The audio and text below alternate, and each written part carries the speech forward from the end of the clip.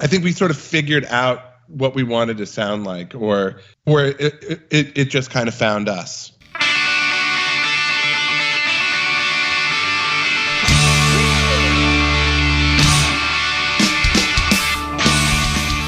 Welcome, everyone, to This Was the Scene, the podcast that takes a look back at the late 90s, early 2000 punk scene. I am your host, Mike Doyle. Knapsack formed in 1993 by band members Blair, Shehan, and Colby Mancasola, sorry, Colby, if I fucked up your name, who were two high school friends that went to UC Davis. Within these years, they went through a few band member changes, but they ended up getting Sergey on guitar, who stayed their lead guitarist, but doesn't say who stayed their bassist this whole time.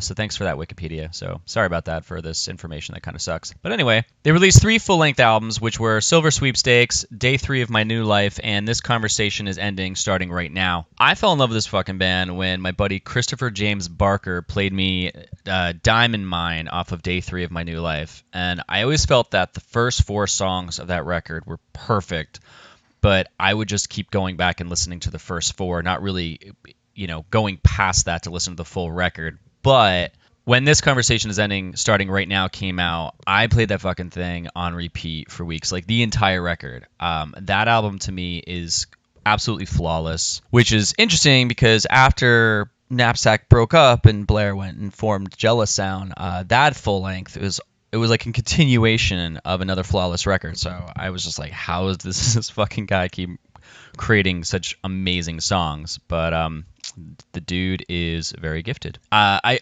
also vividly remember, this is just a random story, but when my old band was on tour, we would sometimes, go see girlfriends wherever they were. And one time we were driving the backwoods of like Indiana to go to Purdue, where my ex-girlfriend, girlfriend at the time was going. And on the way there, I was just playing this album on repeat, and it was just, it was one of those where it was the perfect moment where it was like a moonlit sky and it was dark out, and I was going to see my girlfriend who I was in love with at the time and writing songs about, and I was playing Knapsack and I was getting all the feels. So I don't know why I shared that, but this album just brings me back to that time when I was 19 years old and what it felt like to hear that record then. Needless to say, I was fucking fired up when Blair was down to get on a call, so I Facebooked him and asked him if he would be down to talk. He said sure, and this is what we talked about. His love of hardcore music, how they got on Alias Records, touring while being in college,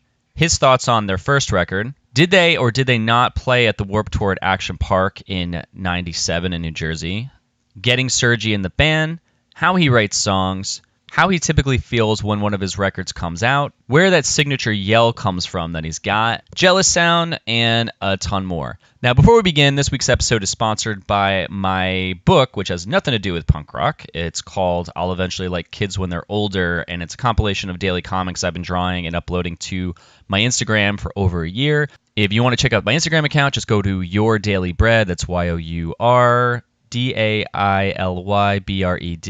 If you want to go and check the comic out, you can go follow that account. If you want to buy the book, there's a link on the account. It's especially since the holiday season is coming up, it's a great gift for the holidays as a coffee table book or a bathroom book, or it's a very long read. It's like a novel. I'm just kidding. It'll probably take you about 10 minutes to get through it. But it's just random shit that I think of on a daily basis, and I draw a little character saying it who represents me and kind of how I can get away with saying it, I guess. I don't know. You could also check it out by going to yourdailybread.com, and I have a link for the book on thiswasthescene.com, so again, feel free to follow that account. If you'd like to support the podcast, you could donate as little as $1 a month through Patreon by going to thiswasthescene.com and clicking the button at the top of the page that says click here for bonus material. As a patron, you get access to bonus material that regular podcast subscribers do not. I apologize, I haven't been super up on this, but there are these random clips that I get that I put up there, and I also do early teaser releases of who's going to be on the show next week. If you want to just donate one time, you can go to the donate button on thiswasthescene.com and donate whatever you like. If you don't want to donate, just keep listening, but feel free to tell your mom about it. Sure. Feel free to subscribe, leave a review, and share this with anyone who would love some nostalgia, including your mom. With that said, let's get started. I got Blair here, Shehan, singer of Knapsack, Jealous Sound, now Racket Club, And Blair, he was a huge influence on me, and I lucked out with getting him on the phone. So thanks for taking the time, man. Yeah, no worries. Thanks for thinking of me. Yeah, fuck yeah, dude. I mean, my first song I heard of you guys was Diamond Mine off of off of Day 3 of My New Life. And I remember hearing that in like right in 97. This was all the time when I started really getting into the punk scene and playing with my band, and we were from Jersey. Mm-hmm. And so my buddy, he was getting into Mineral and Jimmy Eat World when Static Prevails came out, and then you guys got in the mix. And I don't know how we heard of you. It must have been in a thank you list from somebody. Sure, yeah, right. But I heard that song and I was like, holy shit, because I went from listening to like the poppy punk stuff, which my friends are really into, but something about that song got me into it. And then I heard like the first 4 songs of that record, and like Courage was confused. And I was like, oh my god. And then I'm gonna go a little forward, we're going to jump back, but then this Conversation's Ending or Starting Right Now came out, and that record is just fucking flawless beginning to end. I remember when that came out, we were on tour and we got it, and we would just listen to it all the fucking time. And so I'm pretty excited to have you on. I'm not going to sit here and fanboy out on you or anything like that, but I just wanted to state that from the beginning, that like those albums were like super crucial, and I think to a lot of people listening, they were big staple records, and we're focusing on the late 90s, but I'm expanding outside of Jersey and talking to bands that influenced, and that's why basically what brings us to this conversation right here. So sure. But actually, real quick before we start, how do you know Josh Staples? How do I know Josh Staples? The Jealous Sound did a tour, and his band, The New Trust, was on that tour with us for whatever, maybe a month or something like that. Okay. So that's how I got to know him. Are you guys still friends to this day, or is this kind of absolutely. I love him. Oh my god, that's amazing. Yeah, I met him. My band Lanemeyer went on tour with the Wonder Years in 2000. Well, we played a bunch of shows, and they came on tour with us for a couple weeks, and that's where I met him. And it was right before he had gotten married. I know it was right after he had gotten married at that time. And I can edit this out. They're still married, right? To Sarah? Yeah. Okay, good. That would have been really uncomfortable. But I fucking yeah. that would have been really uncomfortable. But yeah, he was such a solid dude. And I was on your Facebook page, and that like it popped up in the bottom left corner of who you're friends with, and I was like, oh fuck, I love Josh. But yeah, me too. Yeah. So okay. So to go back, as I do in every show, I like to do like kind of an origins thing and really talk about the late 90s. But before we jump into that area, I want to go way back and ask how you actually, like, what band or bands got you into loving music? So, I grew up in a smallish town, a town called Redding, Redding, California. Like 8th grade, I started getting into new wave stuff. So that would probably been maybe around 86, 87, something like that. Okay. So your typical stuff, Smiths and Cure and things like that. But I was probably more interested in the style and all the other stuff at that age, more so than the music. Not that I didn't like the music, but I was just more interested in being a new wave kid. You know what I mean? What do you mean, like just the style or just the crowds that they hung out with? Yeah, it was just sort of a scene it was just I'm trying to articulate this. But I was interested for sure. Yeah. And it was exciting. It was new. It was interesting. But really, probably by the time I got into 10th grade,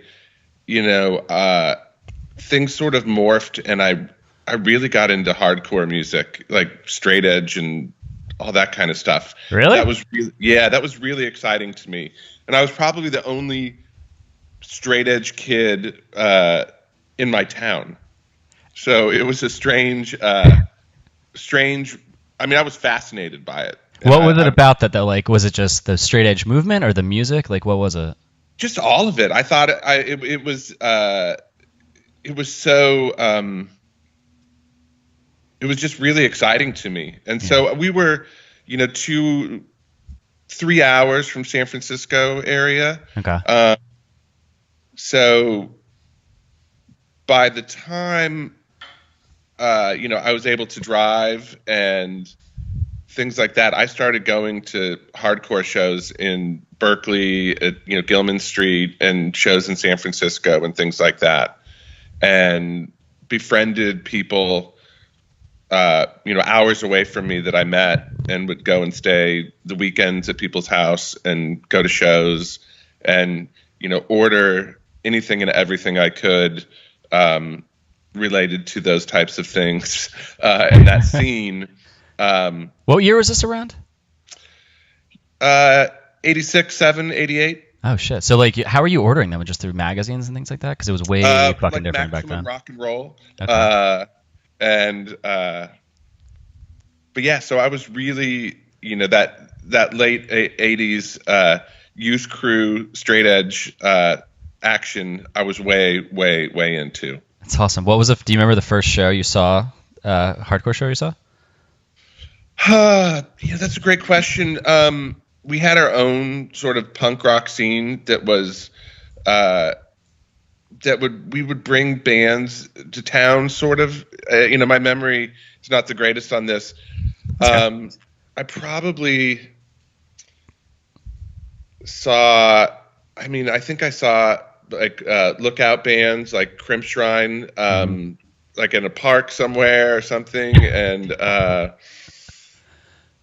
then I remember. Then we would go to Gilman Street and see other like hardcore shows, and around 1988, going to see, Youth of Today or Gorilla Biscuits or things like that when they would come through. Jeez, that's crazy.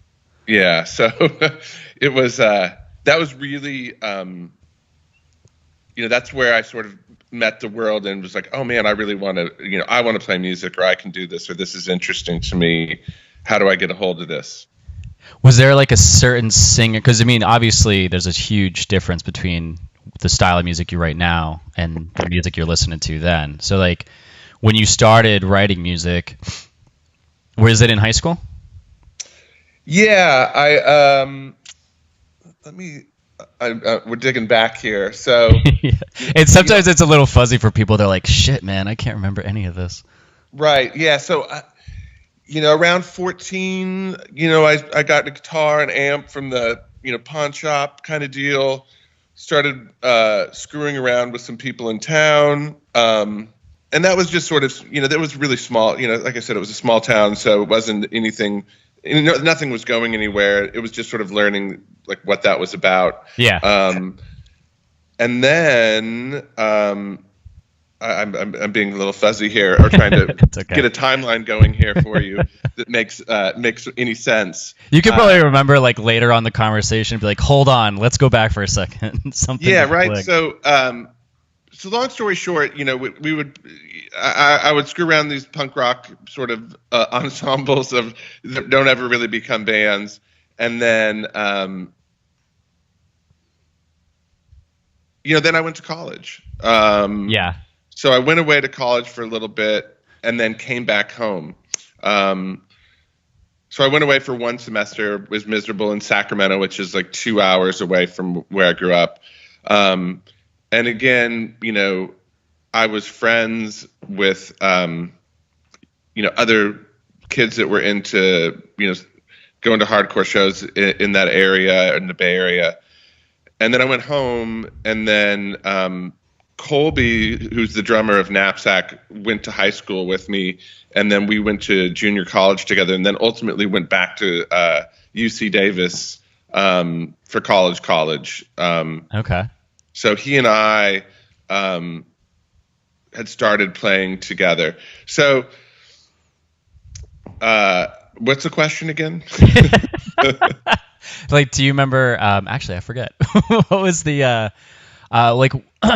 Were you starting to play music in high school? But it sounds like you were doing some punk shows and things like that, or punk bands and things. And then when you went to college with Colby, you guys got together. Were you guys going? You said you're going to the same college, or you guys? Right. Yeah. So he and I went to high school together, and then again I went away. I came back, and then so there's a year and a half of being at junior college, just screwing around, and So we started playing together, and we made a demo that was pre-Knapsack that was called that we called Downtime. Okay. And that was sort of the early stages of what was going to become Knapsack. And so we were we made a demo that we recorded in Sacramento, and then went to college, and we had these demos, and then we sent that demo out.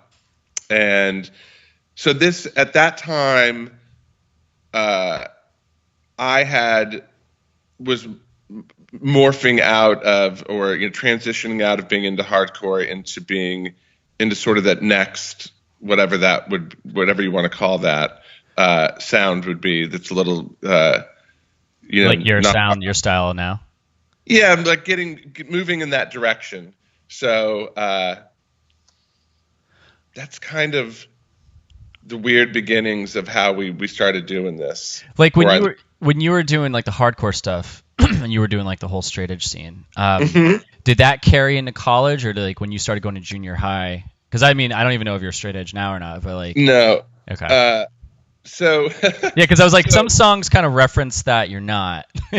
Like to kind of put it into context the best I can. We went to college at UC Davis, and then we both were part of the radio station there. Oh, and cool.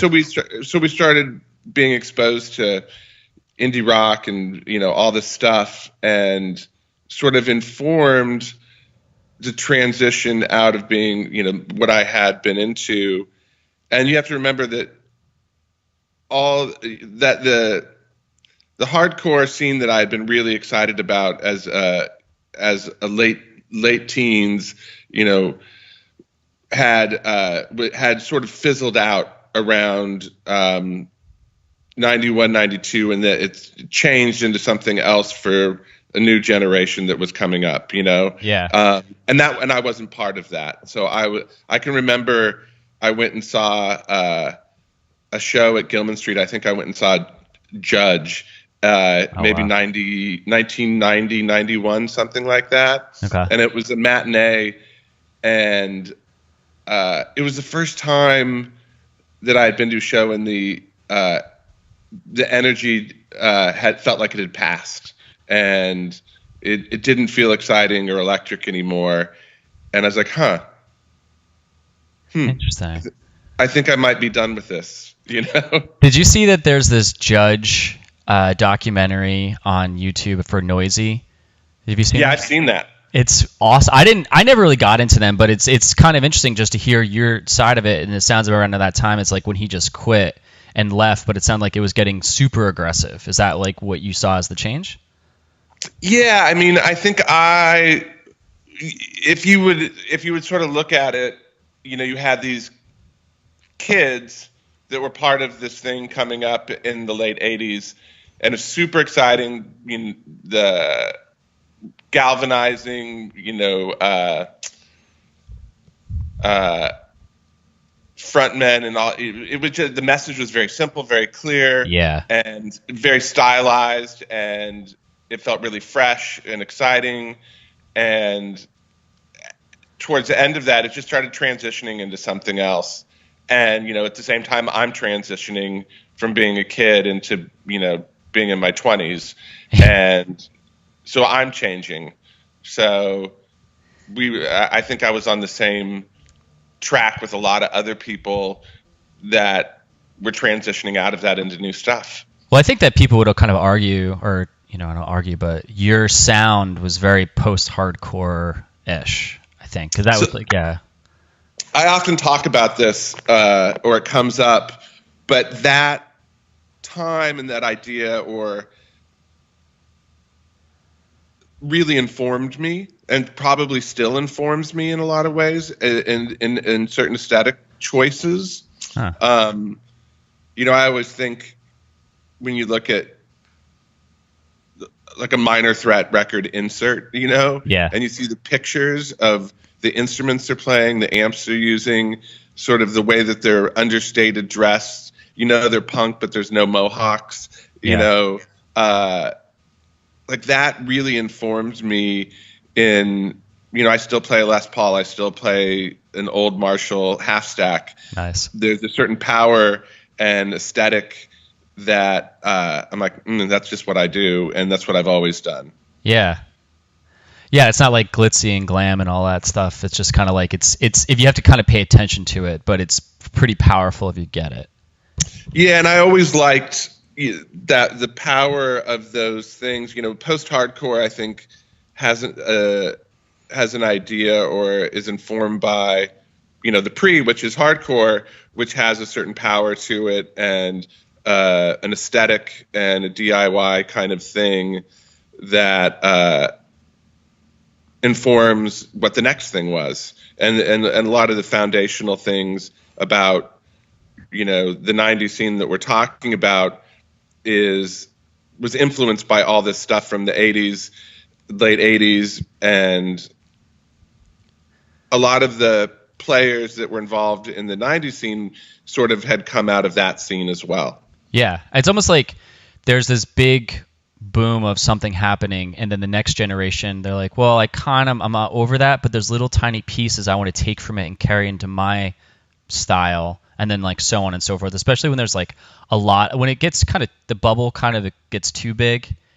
Mm-hmm. I think it kind of changes it because it also starts bringing in the wrong people to the initial message, and then it just kind of morphs it. And when I was 17 or 18 years old, a message about being straight edge and these sort of simple, blocky, ideas that are not particularly complicated or anything like that, made perfect sense, and that was all I wanted. And then as you grow and you want to be an artist, and you start expanding from there, maybe, Yeah. So around this whole time, this whole section time we're talking about, when you're looking at the future, you're going to college and you're developing in a Knapsack. Going to college, I remember when I went to school, I went 2 semesters, I was like, fuck this, I just want to get in a van and just tour. Right. Like, where was your mindset at that point in thinking 10 years ahead, where your gut was saying, we have to go in this direction, just me personally? As far as like music wise, because you obviously chose that direction, and like, right. why didn't you choose another direction? Was it because you wanted to be, you were like, I just feel I need to be writing music and this is what I need to do? Or were you was there a lot of excitement behind that? Yeah, I think it was an exciting time as well. There was never, I don't think there was any real conscious choice. It was just, hey, let's do this band, and then, oh wow, we can put out a record, and then we can tour. And we were in college, so we just kind of made it work and started moving in that direction. And we didn't do it particularly well, and we weren't particularly great at planning it, or I think there was a lot of not knowing what to do or how to do it very well. But did you have did you have this thing where I've talked to some people, like this one guy, in one of the recent episodes I just launched. He as a young kid was like, I just need to be a fucking singer the rest of my life. I want to play a bunch of people. There's this huge passion. He kind of clearly saw it. And then I've talked to other people in interviews. They're like, you know what? I just kind of wanted to fucking play music. And there wasn't like this, super big passion behind it. It was just like, I'm good at doing this. I like it. I'll just go in that direction without planning anything. I probably fall somewhere in the middle of that. It's always been difficult for me to sort it all out and get records done and do that work. And so it's always felt somewhat like a burden in a strange way. Really? Yeah, it's kind of difficult to describe, but do you feel like it's kind of like something that people expect from you and it works, so you should have to keep doing it?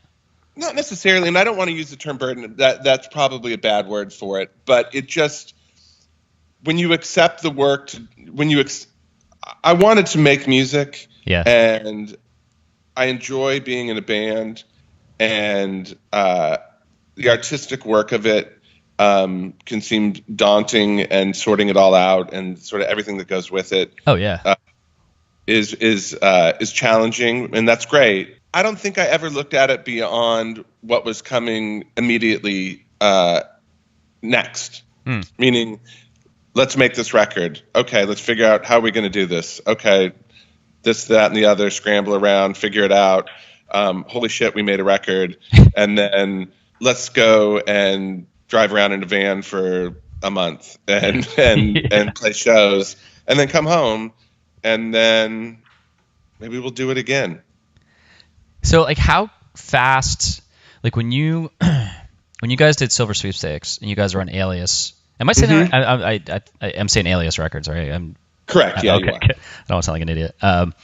When you guys put that out, like, how soon after becoming a band and forming Knapsack? Like, well, first of all, like, kind of getting far, like, how did Knapsack officially, like, when did you, like, say, okay, this is the band? Like, I know you and Colby had started the band, and, like, what you said would form Knapsack. Like, when did that officially happen?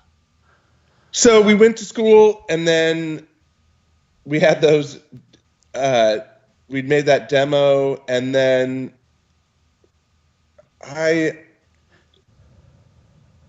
came up with the name Knapsack. We thought it was okay. And then we started looking for people to play with around that area. So we had, early on, we had a guitar player named Jason Bokros that played with us, and then a bass player, his name is Rod Meyer. And they played in the first incarnation of Knapsack that was Silver Sweepstakes. Okay. And then you guys, like, how did you guys get signed to Alias? Like, what was that? So the funny thing about that is Colby and I worked at the radio station, and Colby was the music director. So the labels would contact him about making sure records were being added to the library or catalog or whatever you want to call it for the radio station.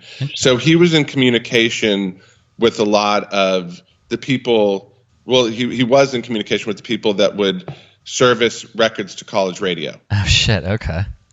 So they liked Colby, and they would chat. They'd just be chatting each other up, and inevitably Colby would say, "Oh yeah, I have a band too," and they're like, "Oh wow, blah blah blah, you should send it on over," Yeah.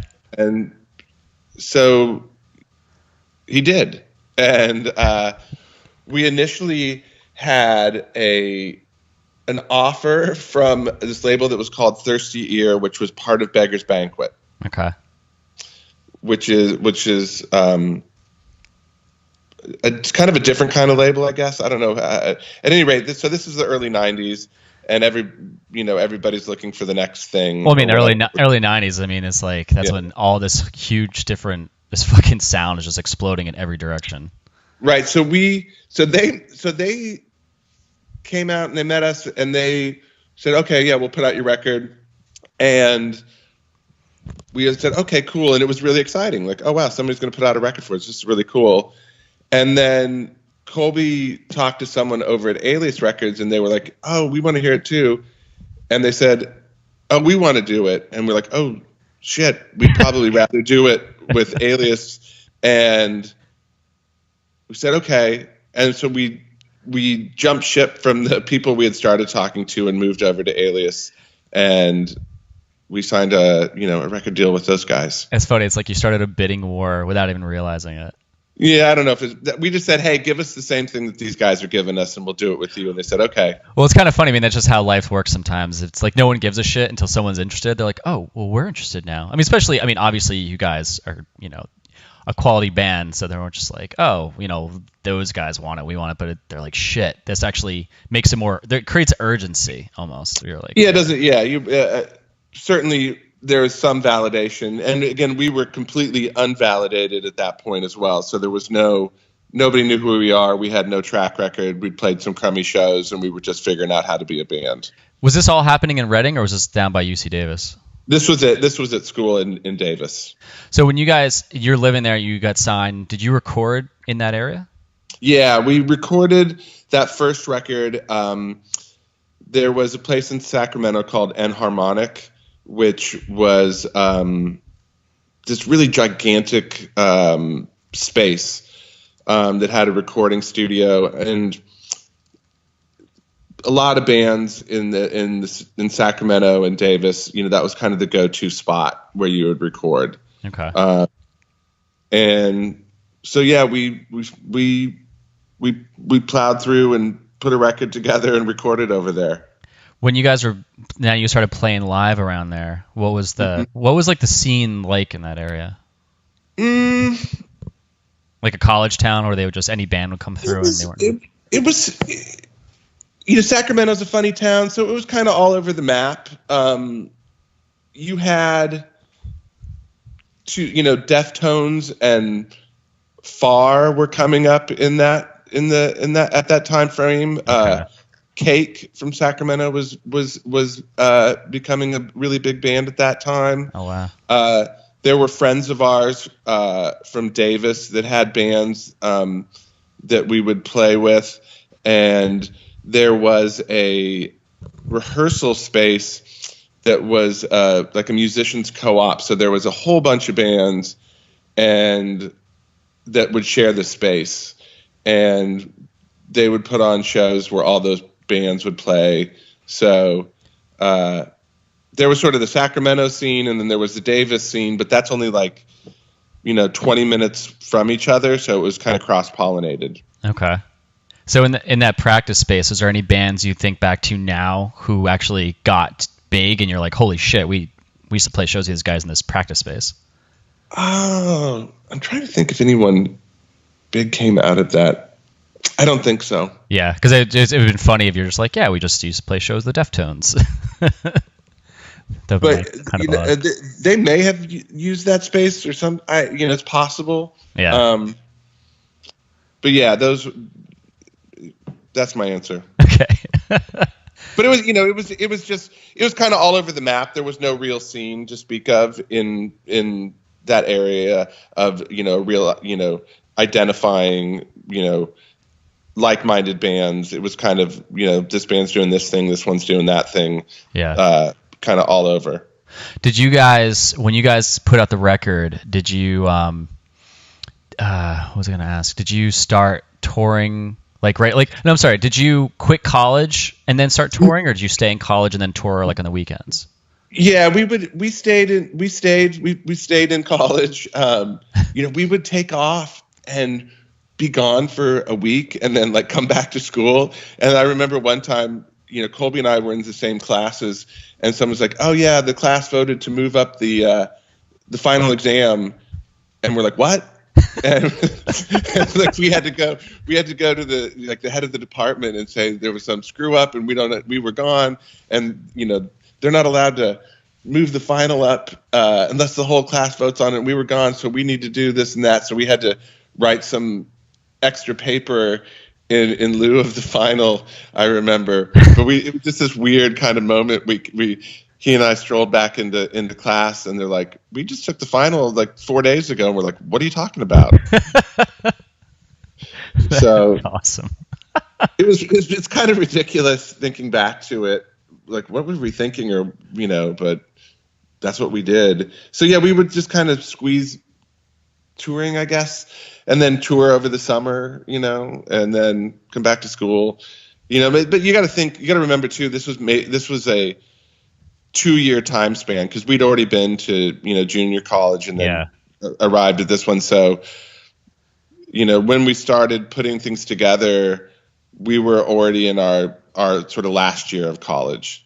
So you stayed through college, like you graduated just we graduated. So the band really probably got going towards the end of our first year and then carried over into the second year there. So, towards the second year, if my memory serves, we were getting away with what we could get away with as far as being gone, and then touring over summers, and then we were out, and then we were just screwing around being a band after that, So, like, what music can you think about in that time where it starts influencing you? Because you start to, you're doing Silver Sweepstakes, you're touring on that, and then it's so funny when we talk about Knapsack. I hardly even register that record. It's such a to me, it was such a learning record or not knowing what we were doing record. And I certainly, we don't play a lot of stuff off it when we did play, as things move forward. So it's always funny to me thinking about that record. Yeah, I mean, because it's like I honestly remember your last two records the most. Sure. And I saw a giant progression. Everybody does. Oh yeah, I mean, the first record is sort of was finding our feet record, right. I think, and so there you go. I mean, it's funny too because typically bands back in the day, their first record would kick ass, and then every record following, they'd start losing a step. And you guys actually went the complete opposite direction, I thought. Like, Silver Sweepstake, I never really listened to it at all. Like some songs, like, okay, yeah, it's Knapsack. But then like Day 3 When You Live came out, and the first 4 songs, I was like, holy shit, this is so good. And then, this conversation's ending for me listening to it. I was like, how the fuck, we don't have to go into that yet, but I was like, how the fuck did they progress so much? I think, what was funny and looking back, there was, we were so excited. There was just so much, we were just so excited to be in the mix, you know? So we'd had a record and we could tour and we had somebody that would book shows for us and we had this record. So we would just go out and drive around and play shows on that record. And I think, at least for me, I was like, oh shit, I want to do much better. Or I wanted, I think we sort of figured out what we wanted to sound like, or it just kind of found us. Yeah, no, you can totally hear it. I mean, did you find when you were touring on that first record, did you find that you were gaining fans off of it? A little bit, sure. It was, but again, we weren't very good as a live band. We didn't know what we were doing. Okay. B, in my opinion, that first record, again, is not a definitive record of what the band sounds like. Again, it was to me oh, totally. There are moments, I guess, and I don't want to diminish if somebody thinks it's great, and I disagree with them. There was a lot of action, and then I think there was an idea of coming back and being a little more seasoned, and having a better understanding of things, and being out there and learning some things, and then coming home and say, okay, let's make a different kind of record, and that's just how it worked out. Well, I mean, I'm looking at your Wikipedia, and I mean, again, and I don't know how accurate this is, but I mean, it's saying you went on tour that year before you did your second record. And you're out there with like bands like Pavement, Rocket from the Crypt, Jawbox, and Drive Like Jehu. Those were, we aren't touring technically with those bands. We played shows on with tour. Those bands. Yeah, so we would be on tour, or one of those bands would come in our area, and we'd sneak on a show. We weren't that successful with those touring, on a month tour with Pavement or something like that. We would play a show with Pavement in Sacramento when they played. Yeah, I know. Yeah, we used to say, we'd show up somewhere and it's like, oh, Newfound Glory's in the bill. We're like, oh, we fucking played a show, Newfound Glory. It's like one show, and you're like, oh shit, that was amazing. To kind of clarify things, we came home from doing those types of shows, playing around the country, and then we came home and at that point, Jason, the other guitar player, left, and it was just we were a 3-piece, and then we did Day 3 as a 3-piece when we recorded it. Yeah, I think I do remember that. I think because I saw you guys got on the Vans Warped Tour, a show on the Vans Warped Tour in New Jersey when it was at what used to be Action Park, and I think it was still Action Park back in the day. But I remember my buddies came back and they were like, yeah, No Effects had played and all these punk bands. They said that you guys had played though. So do you remember? Nope. Oh, really?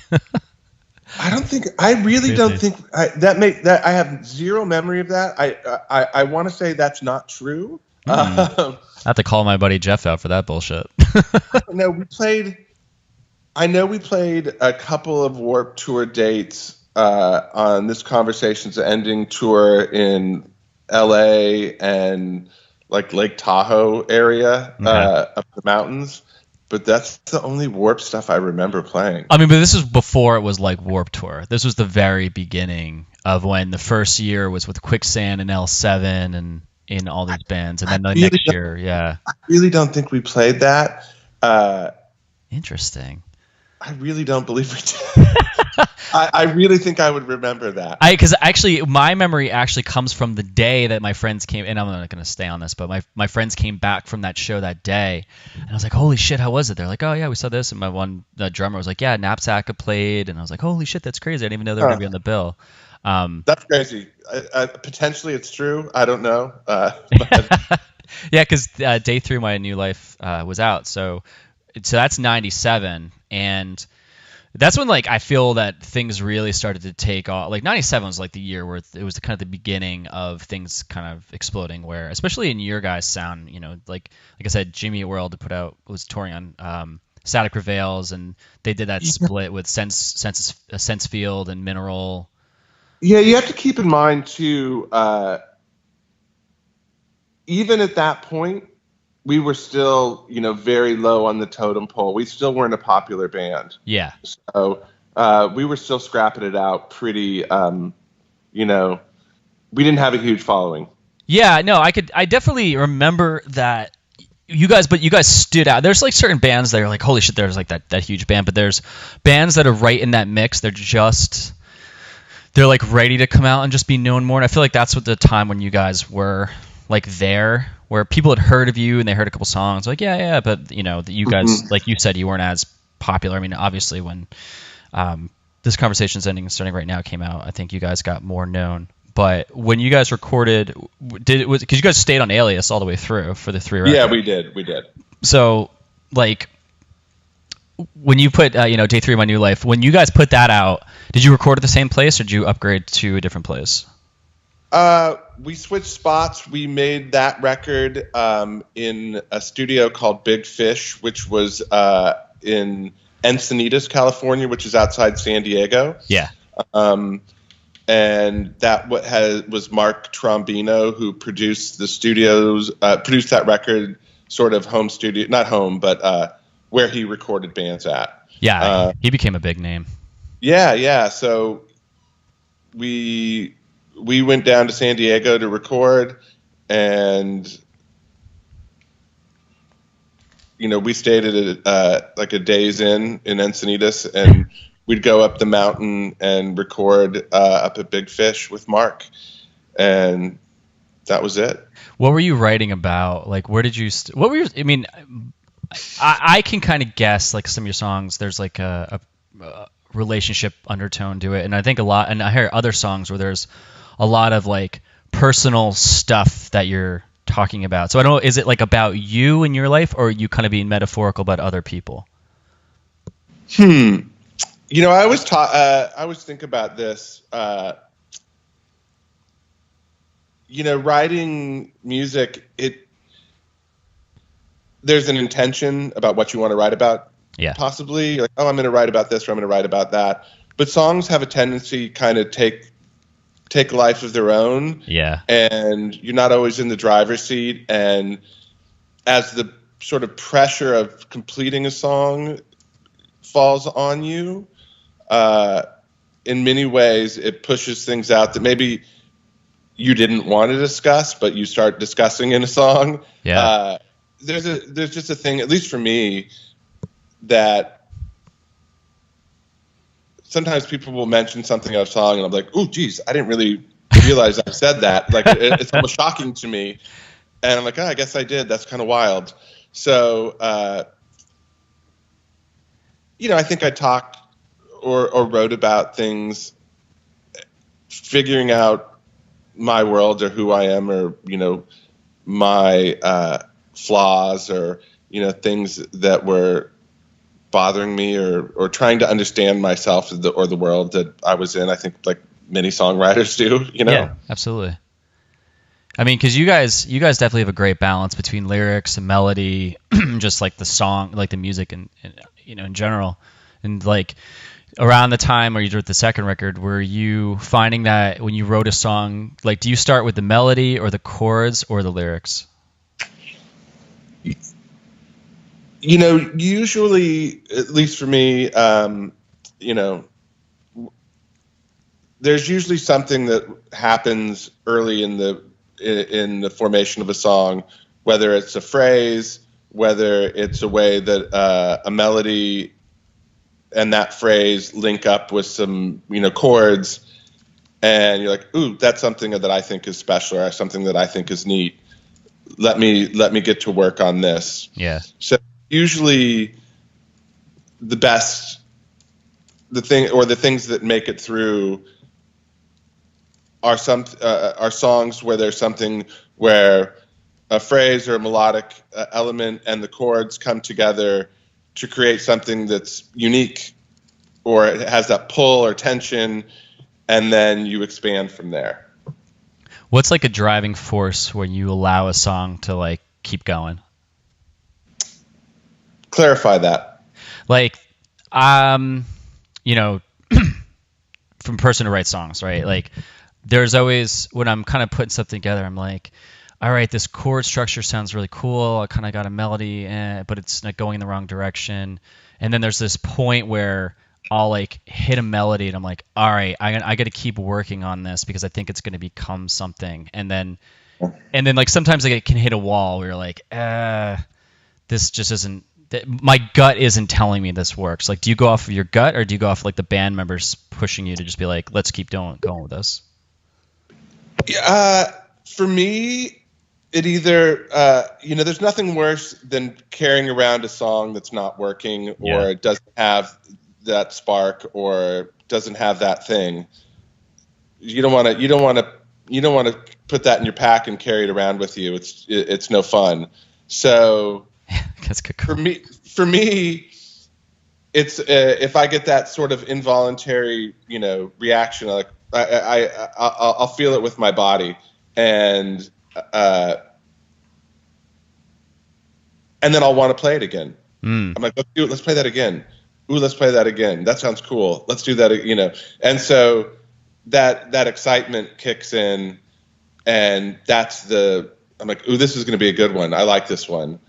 If something is just taking too much work, or it just doesn't have, it doesn't feel like it wants to be a song, and you're pushing, and it just doesn't feel like it wants to. It doesn't feel. It feels heavy. It feels clumsy, or clunky, or there's not something really special there. Yeah. No. Let's ditch it. Give it a fair shot, but kind of ditch it if it's not really happening. Yeah. Put on B-sides. Yeah. Do you find there's like a chord structure that you constantly fall back on, where you like, whereas like you're playing it and you're like, fuck, man, I am going to keep using this again, but I think someone's going to call me out on it one day? Potentially. I don't, that's usually something that other people in my bands may point out to me that I'm not aware of. So someone else will say, oh, you're using that thing again. I'm like, oh, damn it, I didn't even realize that. Okay, what can we do to change this up, or how can we restructure this or shuffle this a little bit? So I'm still getting what I want out of it, but I'm not revisiting a same structure or a same style of thing that I lean on too heavily. Yeah, I think I'll sometimes think of that too, and I'll listen to another band, and I'm like, there's never one point where I'm giving a shit of what their chord structure is. Yeah, who cares? Yeah. It's. I think who cares? It doesn't matter. It doesn't matter. Yeah, it doesn't matter. It totally doesn't fucking matter. It either kicks ass or it doesn't. And if you've used something before and you've gone back there, if it's different enough, or even if it's kind of similar, if it's a great bit, who cares? Yeah, I totally 100%. So when this conversation's ending or starting right now, comes out, or right before it comes out, Sergey joins the band 3 months after you guys recorded it, or was this before you recorded the record? So, or he came in before the second record, after the second record. He joined. He joined up with us after the second record, and we had played a few shows as a 3-piece, and he came to a show, and he was under the impression that Sam I Am was probably wrapping it up, and he's like, I'll play guitar for you guys. And we're like, holy shit, that's Sergey from Sam I Am. That's pretty rad. And we said, let's do it. And so he joined up and started playing with us. Yeah, because he had mentioned in his interview that he's like, yeah, I showed up and I'm like, these guys need to be a 4-piece. Like, it needs 2 guitars. You know, Yeah. That was the thing. And I felt the same way. Cause I'm like, how are these guys pulling these fucking songs off live as a 3-piece? It just always, I hate that when I go to see a band where they record with 2 guitars and they fill it in and you see them live and you're like, fuck, man. Yeah, where's that other guy? So yeah, he joined up, and that was a really big shot in the arm for us. And he was much higher status, and Sam I Am was a much more popular band, and they were a band that were very much on our radar. Yeah. And it was cool. We were really pumped to have him join. Did you notice though at that time, like right before you put that third record out, because I mean you have to obviously, if you're playing the song, you're writing and playing the songs before you record them, right? Did you guys do that, or did you record the whole thing write the whole thing in the studio? No, we worked the songs out to the best of our ability before going into the studio. So you guys are playing shows of this, and you got Sergey joins the band. Did you notice kind of like, at this point, are you living in Los Angeles yet, or did that come later on? I lived in Sacramento at that time. Okay. But I was down in Los Angeles for some longer periods of time. Yeah. Sorry. I was just about to move to LA at that point.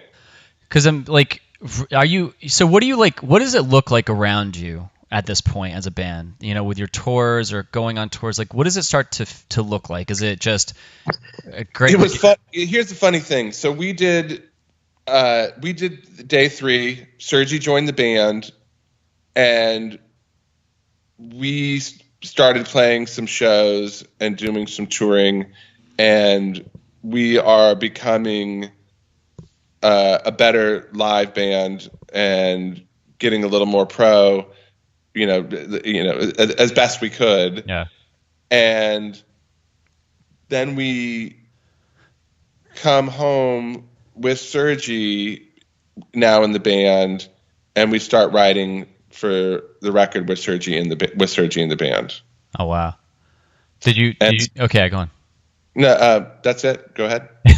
Like, so when you, like, how far were your tours taking you? Like, how far around the country? Just around the U.S. Yeah. Was there certain pockets around the U.S. where you'd always show back up, and there was like a really large, like a awesome fan base for you? I don't know if there. No, there was enough people here and there, but yeah, we weren't a big band. Even during that phase, by no means were we on the map. We were just starting to be, being taken a little more seriously. Like, oh wow, these guys aren't half bad, or oh wow, I didn't realize these guys were as good as they were. So yeah. I think that was starting to happen a little bit for us. So when the third record came out, did you notice, like, how did you feel when that came out? Like, just personally, like, shit, this is like, when I finish a record, I usually think it's terrible. Like I feel I'm like, oh my God, I totally failed, and this is a disaster, and holy shit, fuck, And then as time wears on, and the artwork comes together, and the advanced release would come to me, I would slowly listen to it. I'm like, oh, I guess it's not so bad, or okay, and then eventually I would accept it, and then I'm like, I guess it's okay, So, yeah, it's hard to listen to your own stuff and without an ego. And all I can hear are mistakes, and all I can hear are things of my limitations when I would hear the records at first, and then slowly I would accept them and move forward. I would ask you what a mistake is on the third record, but I don't want to know, because I don't want to have to focus on that every time I fucking hear it. I don't know. I wouldn't say that, like, mistakes are more in my mind are I thought, oh man, the vocal takes weren't as good as they could have been, or I missed a note here or there, or things like that. But the funny thing about all those things are what's actually given, or in my opinion, what's given those records, some legs that they stick around and people are still interested in them, are the sort of human quality that the limitations, at least my limitations, gave to the record at that point. Interesting. Yeah, actually, funny thing you mentioned vocals, because it kind of put two and two together. Maybe that you have this very powerful, I don't want to call it a scream, or a yell. Your voice is, I don't know, maybe it is. I don't know what people would call it, but it's screaming in key, sort of at the top of your range, pushing those big choruses and stuff. Yeah, and that was the thing that caught my attention on the second record, because I was like, okay, this is really gentle sounding, and then this roar comes out of you. I'm like, holy fuck! I'm like, where did that come from? And that was a staple, and it still is a staple in a lot of songs. But did you find that was kind of developed from that old school hardcore love? Yeah, I think so. Yeah. So it was just that push that I liked, and it was, I don't know how it kind of developed. It just showed up, and I like those big choruses, and I just pushed my voice to sort of its limit. That's how they came out, and which is challenging in live settings for longevity of playing a lot of live shows, because that can be really, it can be tough on a voice. Yeah, I was gonna say, I saw you guys play. I never saw you guys play as Knapsack. I saw you play as Jealous Sound in San Diego one time, and I just remember when it came up to hitting those notes, like sometimes it would just be like, I think I saw in your eyes, you're like, fuck, why did I write this like this? Yeah, sometimes it can happen. It's 80% of the time everything's good, but sometimes things can happen, and those really high scream sort of notes can just kind of shut down, and it sucks when it happens. But it can happen here and there, and you'll be fine on a tour, and all of a sudden something will happen, or I'll get sick or whatever, and those are just not available. So you just have to get through it, and then ultimately you recover, and then it's strong again. But it creates a lot of anxiety when you're on tour, and that happens. It's no fun. Yeah, you're kind of like, shit, I guess I can't smoke any cigarettes on this tour. I should really cut back on drinking before I play. Yeah, there's not, and even if and I spent many tours doing neither of those things, and it still can happen. So you try to warm up and be prepared, and I would do the best I could to get ready, but your body, touring is demanding and kind of wears you out and makes you susceptible to being sick. And when that happens, everything hinges on sort of these little vocal cords in your throat, and they shut down. You just have to get through it. Yeah. Did you ever hear of Circa Survive? They're like a newer band. Well, I can't say newer, like 10 years. Yeah. They I heard a trick one time that Anthony Green, who is really high pitched voice, he will hover over a humidifier and breathe it in for 30 minutes and just opens up his throat. Mm-hmm. And I tried it one time actually I tried it a bunch of times, and I was like, holy shit, this actually works really well. It's like any trick you can do just to get your voice to open up. Yeah, it could be. It's a terrible time when it's happening, and it happens to a lot of singers, and it's more pronounced for somebody that's pushing it than somebody that's not. Yeah. So you're like, oh, it's not there. Okay. So, but again, you're out there, and you do the best you can. And it gets better, and then it's gone, and then you're back on track, and there you go. Yeah. What is Cold Enough a Break about? I mean, I think the whole record. I love a lot of songs on that record, but that one to me stands out because it just completely stands out. I mean, the song. You guys used to open up shows with that, I think, right? Yeah. That's that felt very personal all of a sudden. I'm like, oh boy, okay. Come on, man. You can't be open on these records and then shut down now.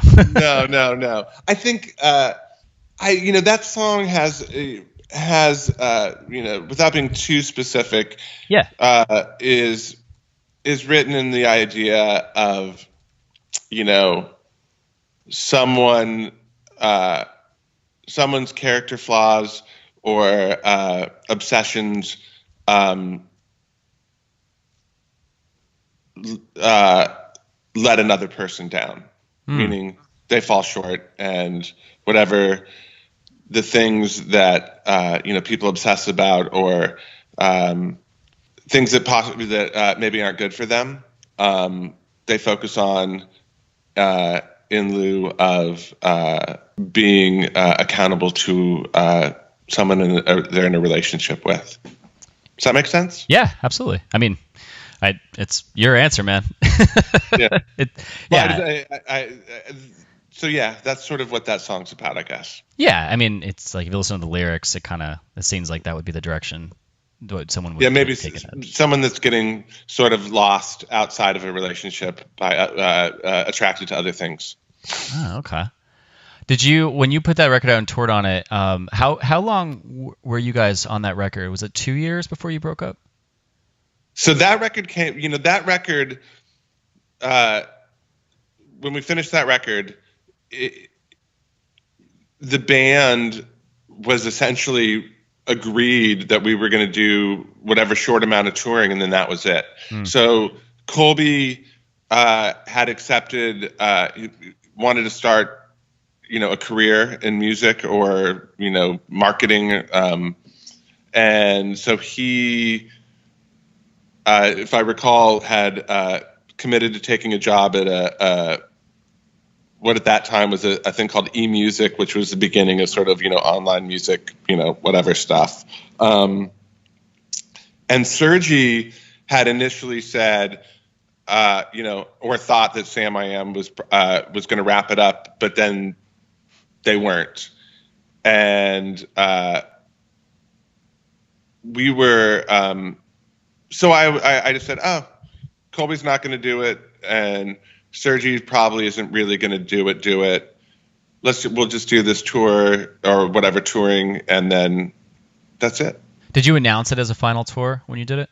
No, we didn't. Do you regret not doing that? Do you think that would have made it like, I don't know how it was, but maybe it would have made it like an epic tour? No, I don't think we were of the stature of the kind of a band at that point that it would have made a difference, or people would have, come out of the woodwork to make sure they saw it one last time.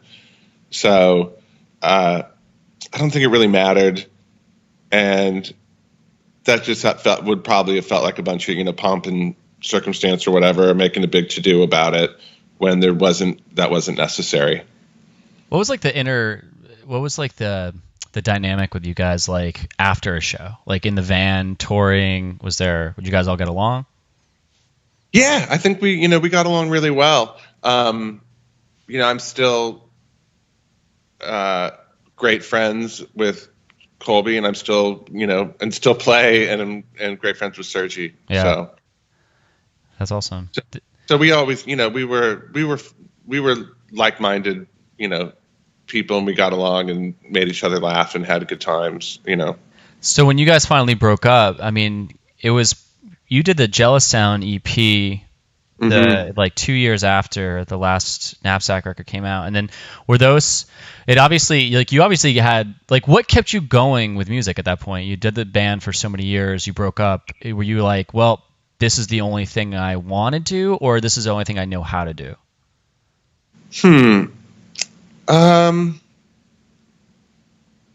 Again, I don't know if I gave it that much thought. It was more of, I still felt like I had, I still wanted to make music. So, I tend to not think in those kind of terms, I guess. Okay. I just, I'm not thinking like in terms of like, oh, I've got to do this, or it's the only thing I know how to do, and I got to,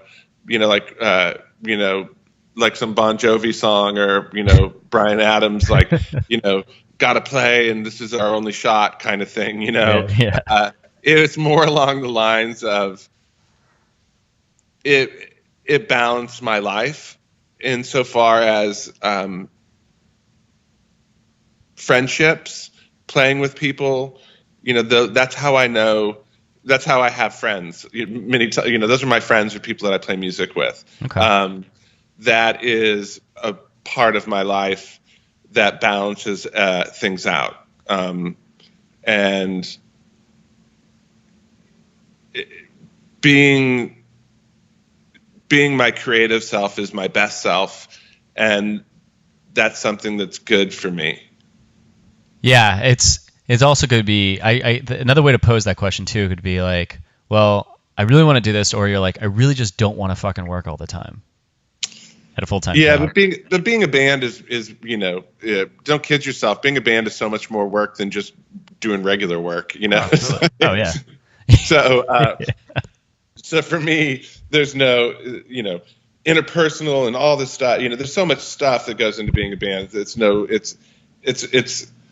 a different type of work, I suppose. Oh, it is definitely work, but sometimes there's that's working for yourself as well. But you also have to remember, like, as much as I would like to think I've had a musical career, I've had a musical hobby. It's never been something that sustained me financially.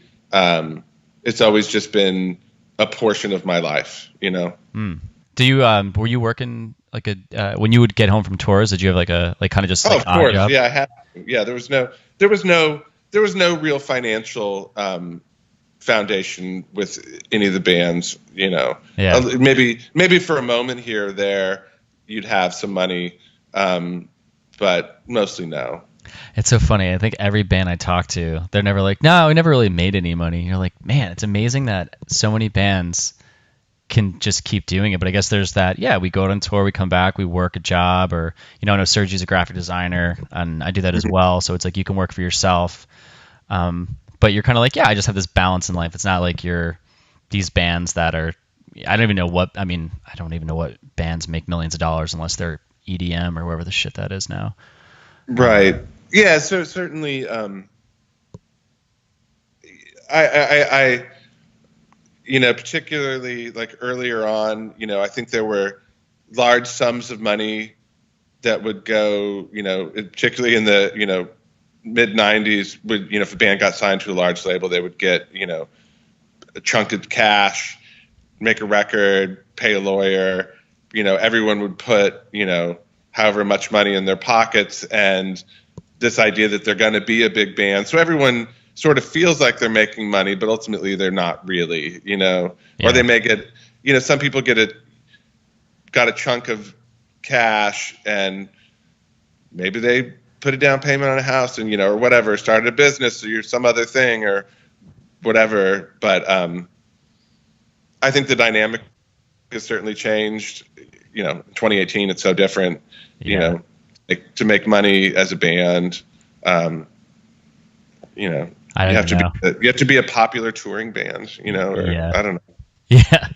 All right. Just want to dive into Jealous Town a little bit because I felt like between listening to this conversation's ending and then obviously, you did the EP, just the self-titled EP.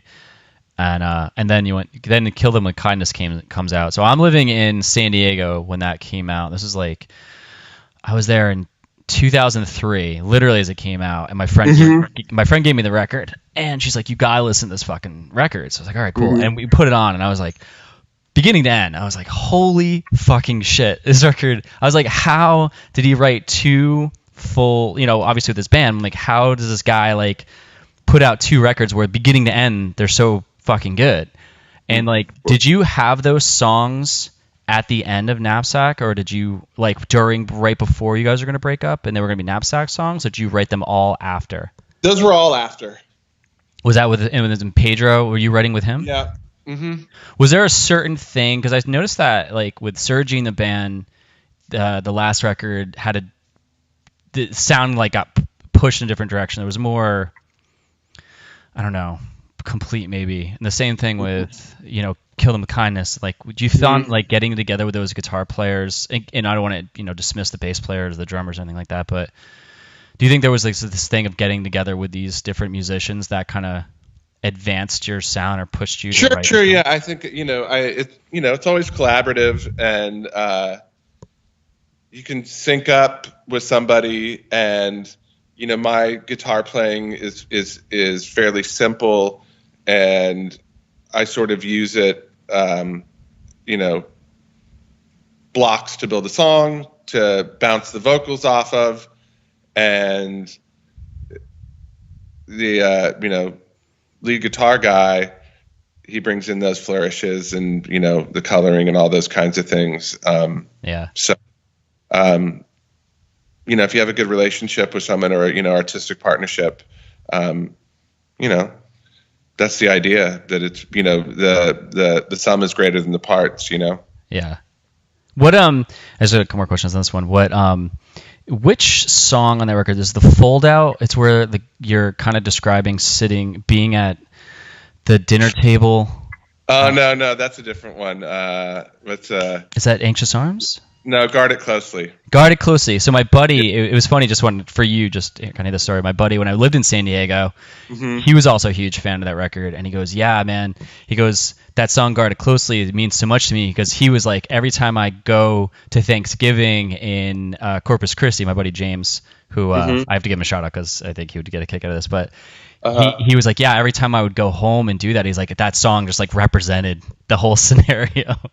Oh my goodness. Of being down there. And I was like, oh man, that's so crazy. I wasn't really going there. I just really want to mention that, because that's like, to him, it's just how your songs can plug into certain people's lives that you never get to hear that story about. It almost becomes a soundtrack to a moment for people.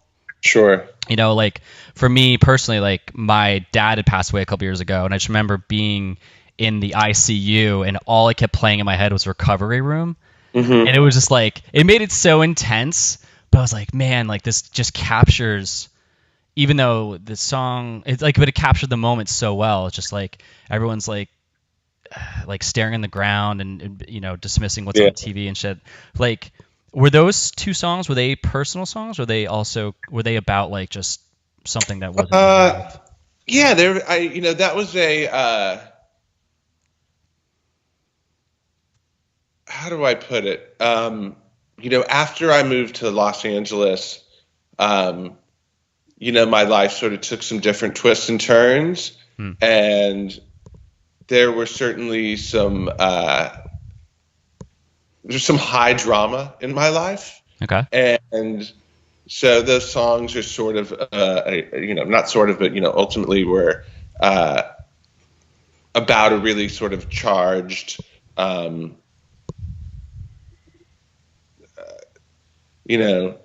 a really charged time in my life. I don't know how to describe it other than that. It was things took some, as I said, it was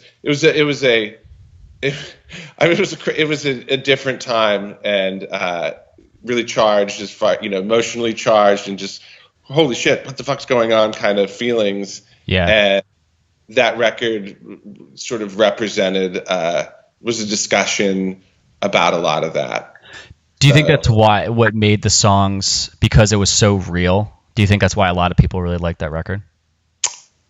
I can only speculate. But however it came to be that things were like that, or how I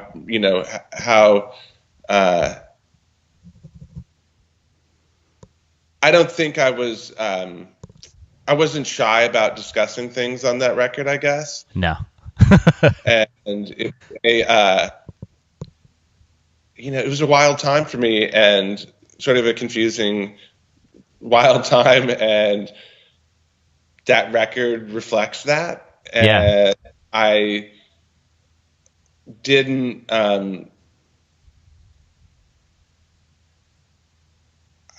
really give it much thought, other than just sort of plug into that and start writing, and that's what came out. And I think many people, I guess, they connected with it on some level, so there you are. Yeah. Do you think or did was that what the record where your friends were coming up to you and like, wow, you really said that, and you were like, shit, I didn't realize?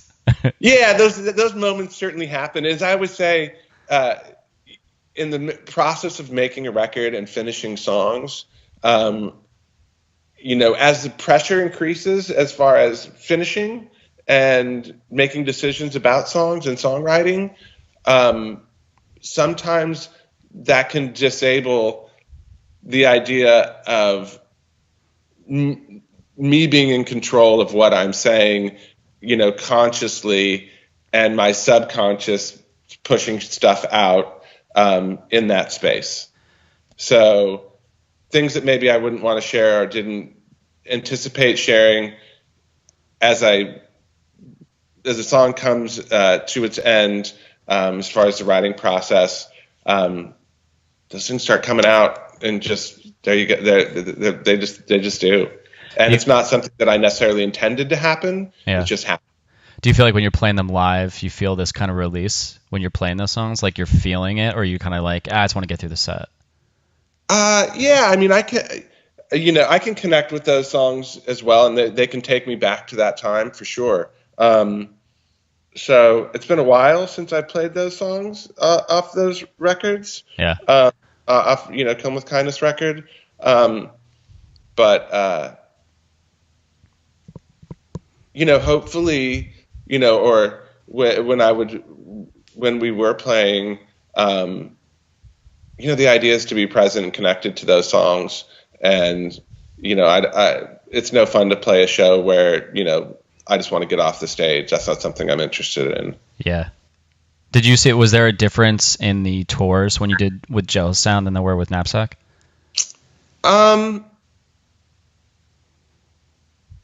do you feel like it was like different, meaning more people knew who you guys were at that point, where it was like you'd show up to a show and you're like, all right, there's more heads out there in the crowd. Like, this is pretty cool.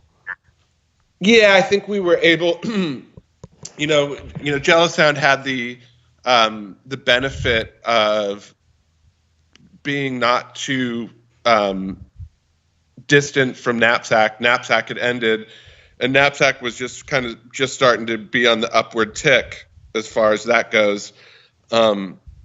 So we were able to sort of, you know, use that as a springboard to at least be have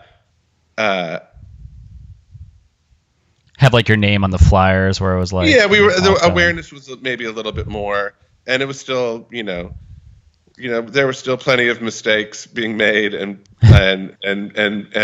bad ideas, and well, maybe we shouldn't do the, you know, I still wasn't that great at being a professional musician, you know, so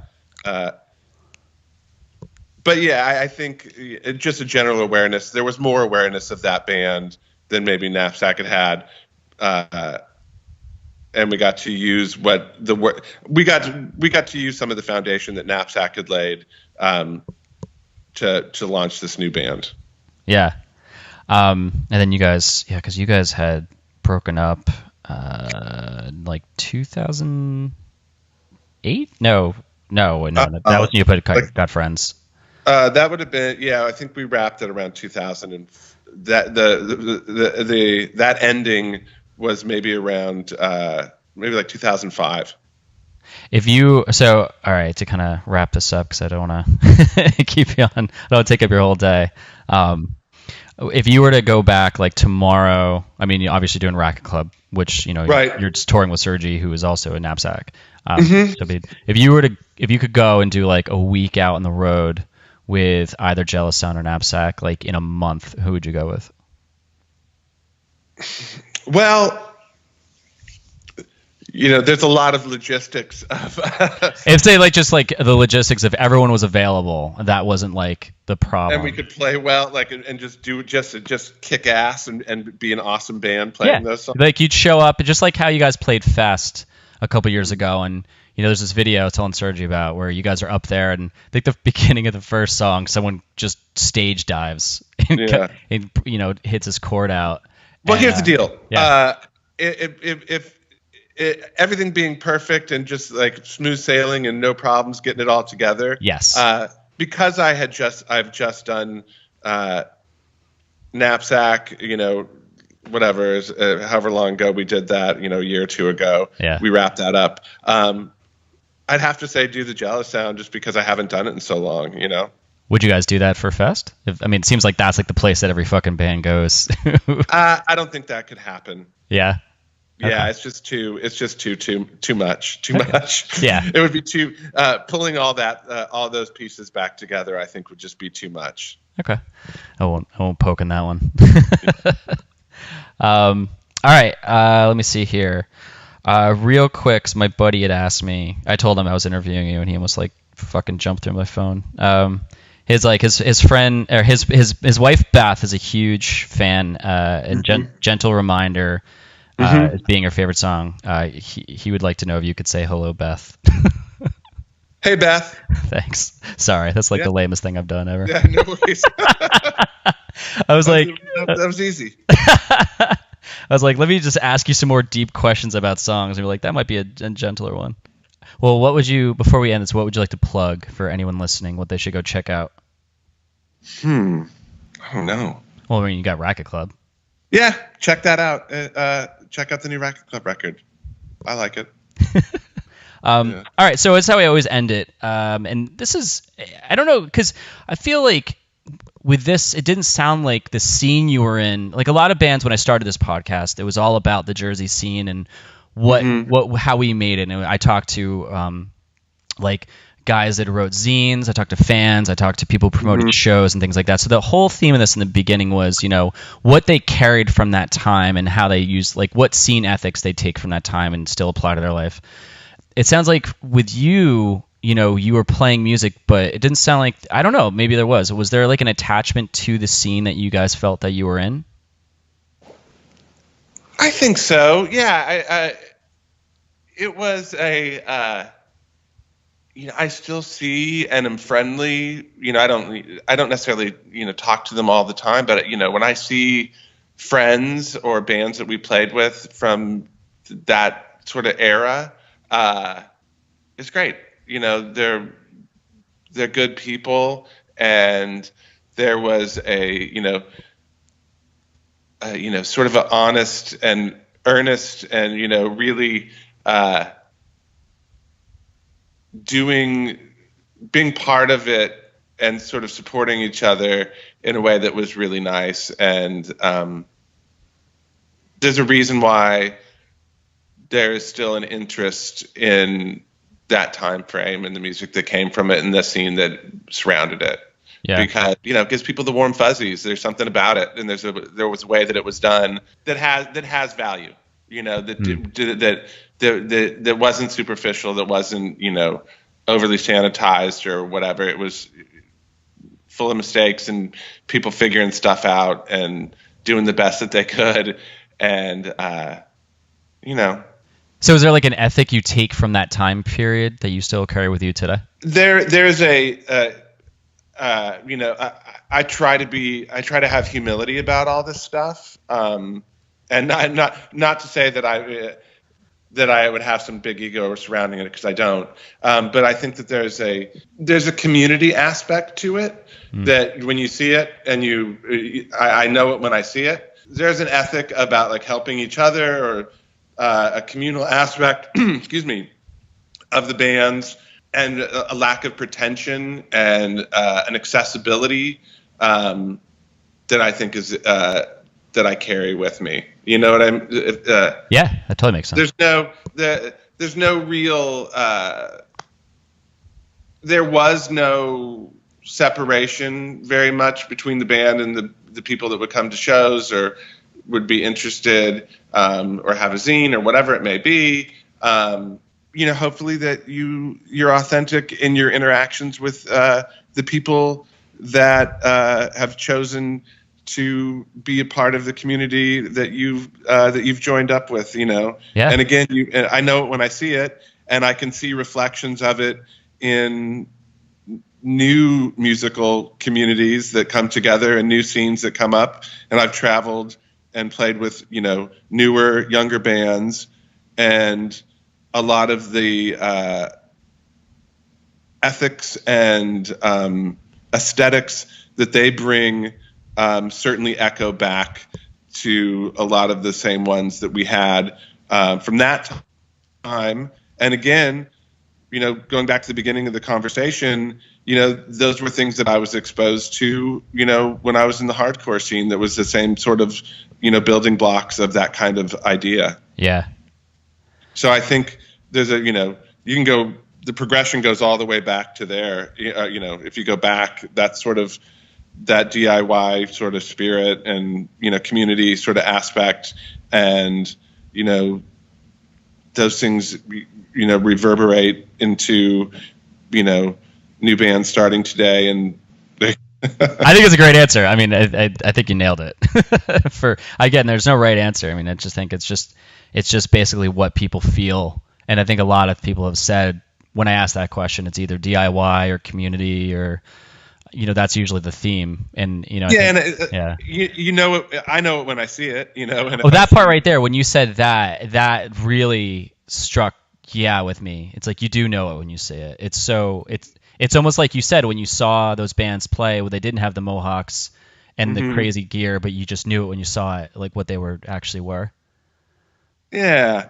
So, all of this stuff has informed my life and aesthetic and choices, and I have been a part of it, off and on or around it for a very long time.